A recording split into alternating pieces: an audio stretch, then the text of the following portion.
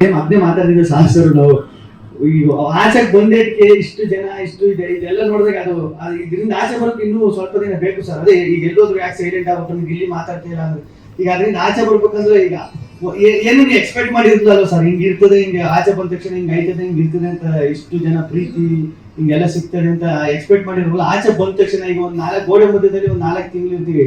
ಈಗ ಆಚೆ ಬಂದ ತಕ್ಷಣ ಅದನ್ನ ಇಲ್ಲಿಗೆ ಪ್ರೆಸೆಂಟ್ ಬರ್ಬೇಕಂದ್ರೆ ಇನ್ನೂ ಸ್ವಲ್ಪ ಟೈಮ್ ಬೇಕಾಗಿದೆ. ಅದಕ್ಕೆ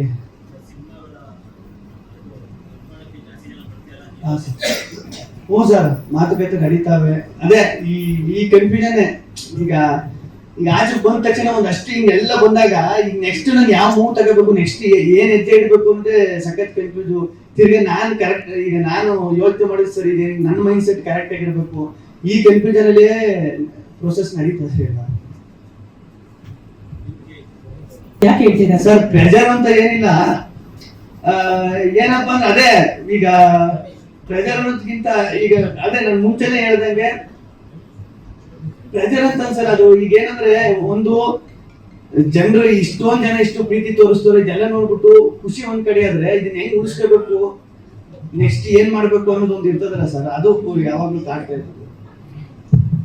ಓಕೆ, ಯಾವಾಗ ದುಡ್ಡು ಇಲ್ಲ ಅದು ಅದಕ್ಕೊಂದಷ್ಟು ಪ್ರೊಸೆಸ್ ಇರ್ತದೆ. ಅದು ಗೊತ್ತದ? ಇಲ್ಲ 100 ದಿನ ಎಲ್ಲ ಇರಲ್ಲ, ಬೇಗ ಬರ್ತದೆ. ಅಯ್ಯೋ